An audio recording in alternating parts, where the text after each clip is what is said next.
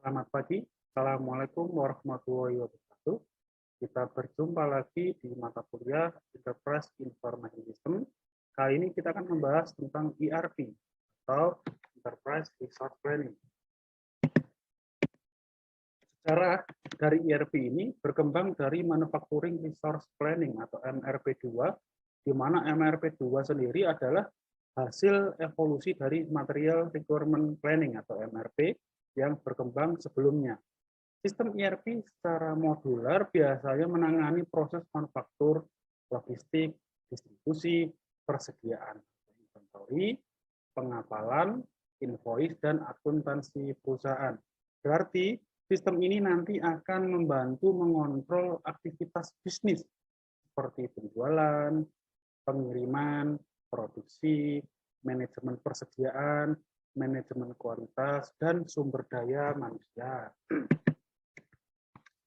Konsep dasar dari ERP, perencanaan sumber daya perusahaan atau sering disingkat ERP dari istilah bahasa Inggrisnya, Enterprise Resource Planning, adalah sistem informasi yang diperuntukkan bagi perusahaan manufaktur maupun jasa yang berperan mengintegrasikan dan mengotomatisasikan proses bisnis yang berhubungan dengan aspek operasi, produksi maupun distribusi di perusahaan yang bersangkutan.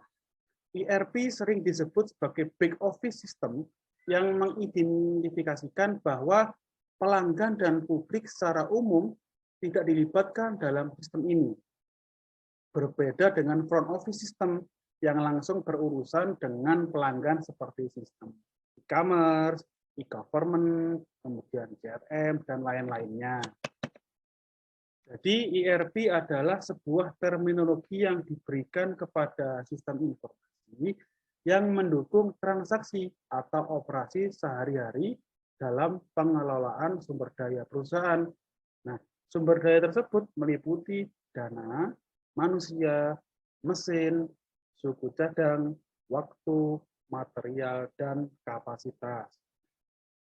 Sistem ERP dibagi atas beberapa subsistem, yaitu sistem finansial, sistem distribusi, sistem manufaktur, dan sistem human resource. Contoh, sistem ERP komersial antara lain SAP, Oracle, UFS, Microsoft, dan GD Edwards. Selain itu, salah satu sistem ERP open source yang populer sekarang adalah Bonfire. Nah, keuntungan penggunaan ERP.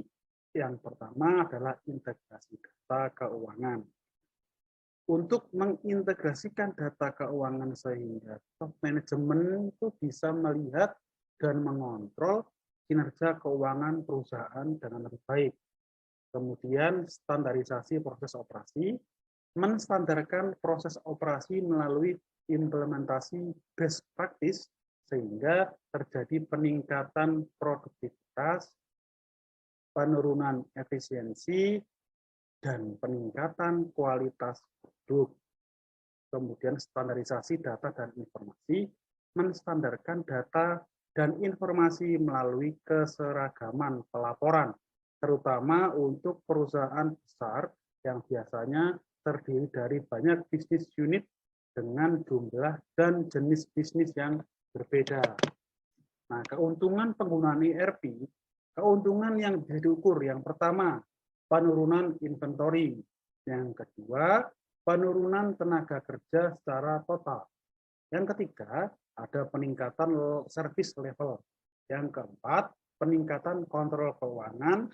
Dan yang terakhir, penurunan waktu yang dibutuhkan untuk mendapatkan informasi. Nah, ini adalah latar belakang pemilihan ERP. Yang pertama, investasi ERP sangat mahal dan pilihan ERP yang salah bisa jadi mimpi buruk.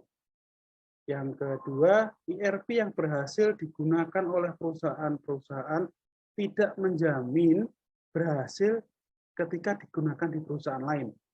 Yang ketiga, perencanaan harus dilakukan untuk menyeleksi ERP yang tepat. Yang keempat, bahkan dalam beberapa kasus yang ekstrim sekali, evaluasi pilihan ERP menghasilkan rekomendasi untuk tidak membeli ERP, tetapi memperbaiki bisnis proses yang sudah ada. Nah, tidak ada keajaiban dalam ERP software. Keuntungan yang didapat dari ERP adalah hasil dari persiapan dan implementasi yang efektif. Kemudian tidak ada software atau sistem informasi yang bisa menutupi bisnis strategi yang cacat dan bisnis proses yang parah. Yang terakhir, secara singkat tidak semua ERP sama kemampuannya dan memilih ERP tidaklah mudah. Dan memilih ERP yang salah akan menjadi bencana yang benar-benar sangat mahal. Kemudian aktivitas di dalam pemilihan ERP. Ada analisa strategi usaha. Yang pertama, bagaimana level kompetisi di pasar dan apa harapan dari customer. Yang kedua, adakah keuntungan kompetitif yang ingin dicapai. Yang ketiga, apa strategi bisnis perusahaan dan objektif yang ingin dicapai. Yang keempat, bagaimana proses bisnis yang sekarang berjalan dibandingkan dengan proses bisnis yang diinginkan. Pasti ada gap. Kemudian adakah proses bisnis yang harus diperbaiki? Selanjutnya, apa dan bagaimana prioritas bisnis yang ada dan adakah rencana kerja yang disusun untuk mencapai objektif dan prioritas tersebut. Dan yang terakhir adalah target bisnis seperti apa yang harus dicapai dan kapan tercapai. Kemudian dari analisa sumber daya manusia, yang pertama, bagaimana komitmen dari top manajemen terhadap usaha untuk implementasi ERP.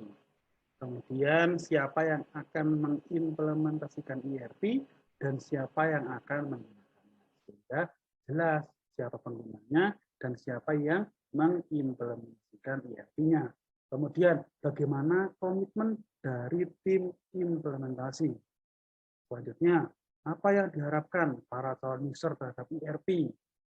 Kemudian, adakah ERP champion yang menghubungkan top manajemen dengan tim. Dan yang terakhir, adakah konsultan dari luar yang disiapkan untuk membantu proses persiapan. Nah, kalau dari analisa infrastruktur, yang pertama, bagaimanakah kelengkapan infrastruktur yang sudah ada?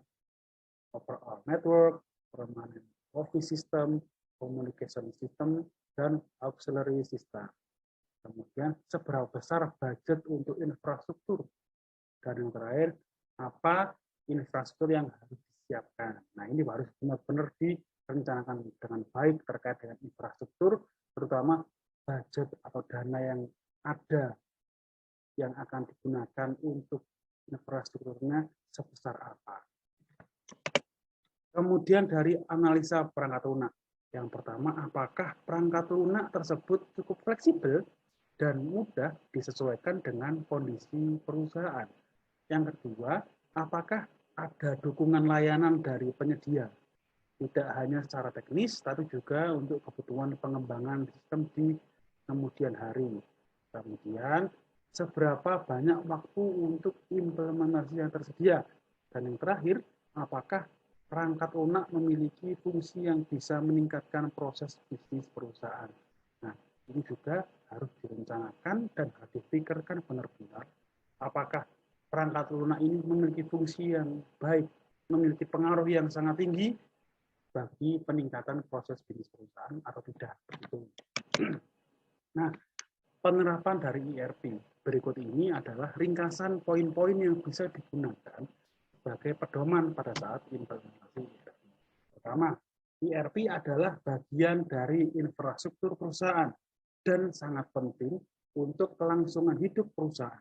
Semua orang dan bagian yang akan terpengaruh oleh adanya ERP harus terlibat dan memberikan dukungannya. ERP ada untuk mendukung fungsi bisnis dan meningkatkan produktivitas, bukan sebaliknya. Tujuan implementasinya adalah untuk meningkatkan daya saing perusahaan. Ketiga, pelajari kesuksesan dan kegagalan implementasi ERP. Jangan berusaha membuat sendiri praktek implementasi ERP. Ada metodologi tertentu untuk implementasi ERP yang lebih terjamin keberhasilannya. Nah, untuk yang poin terakhir ini memang harus benar-benar dilakukan riset, karena tidak semua model ERP yang digunakan itu berhasil ketika digunakan di perusahaan kita. Ya, karena karakteristik setiap perusahaan itu pasti berbeda-beda, memiliki teknologi yang berbeda, memiliki infrastruktur yang berbeda, memiliki kesiapan personal atau SDM yang berbeda-beda juga. Baik, sekarang gagalnya ERP. Nah, tanda-tanda kegagalan ERP adalah yang pertama, biasanya ditandai oleh adanya hal-hal sebagai berikut. Yang pertama, kurangnya komitmen top management. Yang kedua, kurangnya pendefinisian kebutuhan perusahaan. Yang ketiga, cacatnya proses seleksi software. Yang keempat, kurangnya sumber daya, baik itu manusianya, kemudian infrastrukturnya, dan modal. Yang kelima, kurangnya buy-in, sehingga muncul resistensi untuk berubah dari para karyawan. Keenam, kesalahan perhitungan waktu implementasi. Yang ketujuh, tidak cocoknya software dengan bisnis proses. Yang kedelapan, kurangnya training dan pembelajaran. Yang kesembilan, cacatnya project design dan manajemennya. 10, kurangnya komunikasi. Dan yang terakhir adalah saran penghematan yang sangat-sangat menyesatkan. Terima kasih. Sekian dulu kuliah ERP hari ini. Sampai ketemu lagi di part berikutnya. Wassalamualaikum warahmatullahi wabarakatuh.